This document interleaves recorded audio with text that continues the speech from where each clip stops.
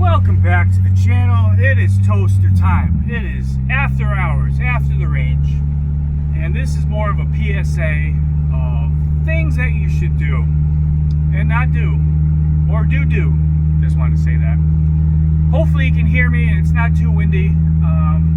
It's 12:50. I'm leaving the range a little late today, hanging out over there. Hopefully this thing's not bobbling around. So I had a cool experience today while flying at the range. It is one of my favorite places to go. I get to show all of the members there, some new guys, some old timers, a new hobby, and a cool thing to do. And they get a kick out of it because some of these guys have never heard of FPV. Everybody's heard drones. And I hate using the word drone. OCD as fuck. It's a quadcopter. It's a Cinewhoop. It's not a drone. It's not autonomous. Doesn't have GPS. I wish everybody would stop. I'd like to start a thing. Stop calling quadcopters and FPV or freestyle quads drones. They are not. They are quad. Four.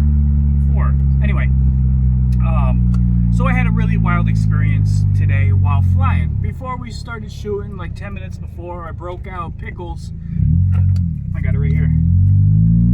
My Cinewhoop, a little windy, but I was like, I'll fly around and have a little fun and just check out, see how this quad flies. I've only flown it once in acro. I choose to fly this one in angle mode. It's tuned good in that way for really climbing through the trees and being as slow, and precise as possible. It is crazy how this quad flies.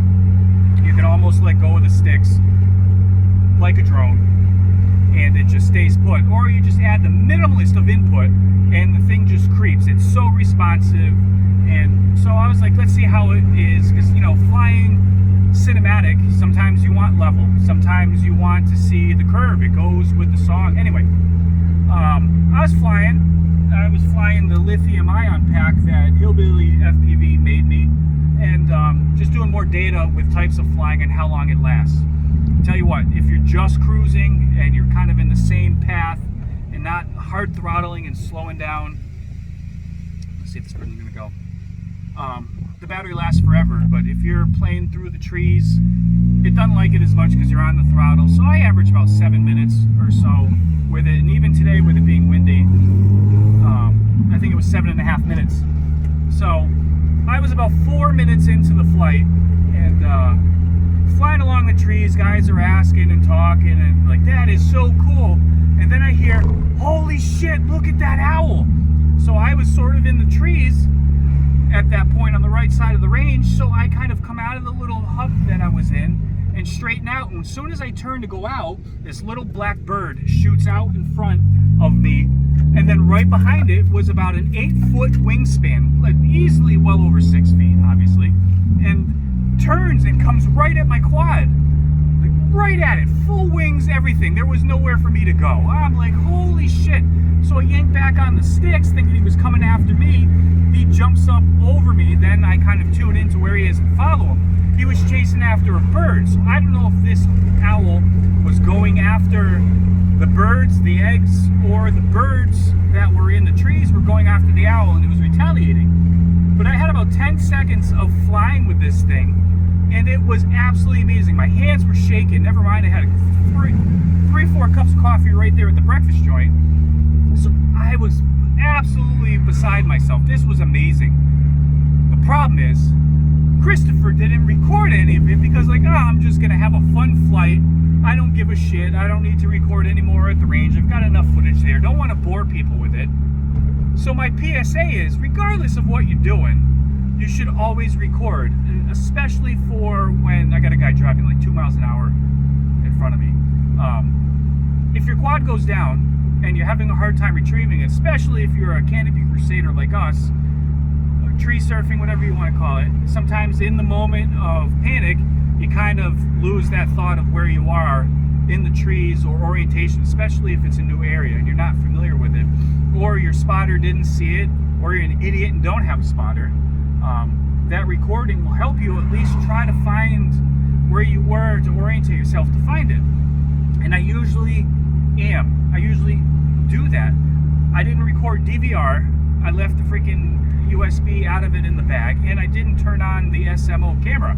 So I had no footage of this, and I didn't do stick cam or any of that shit, so I didn't get anything. And I kicked myself in the ass, because the one time that something like epic as hell, you guys would have got a kick out of this. That would have been incredible HD footage. You're going through a red light, dumbass.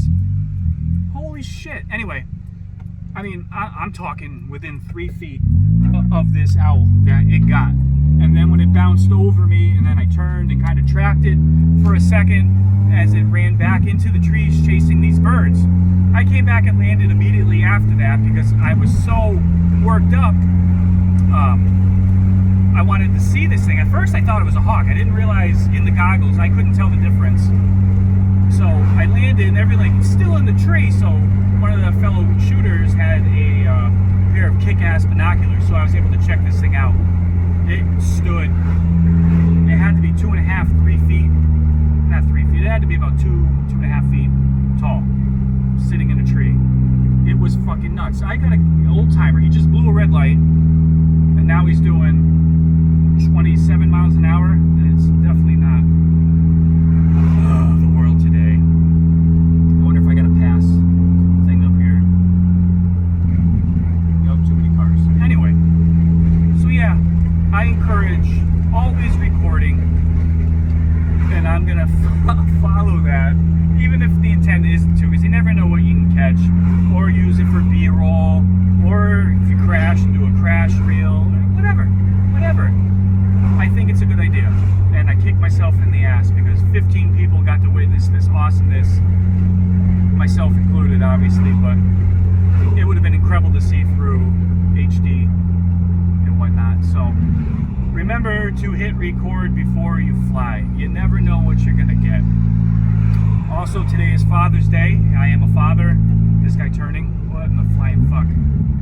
Make sure you give thanks to your father. Life is short, as we have all known and witnessed in our personal lives. I got to I got to go shoot with my father and spend some time. Oh, my little one's calling me.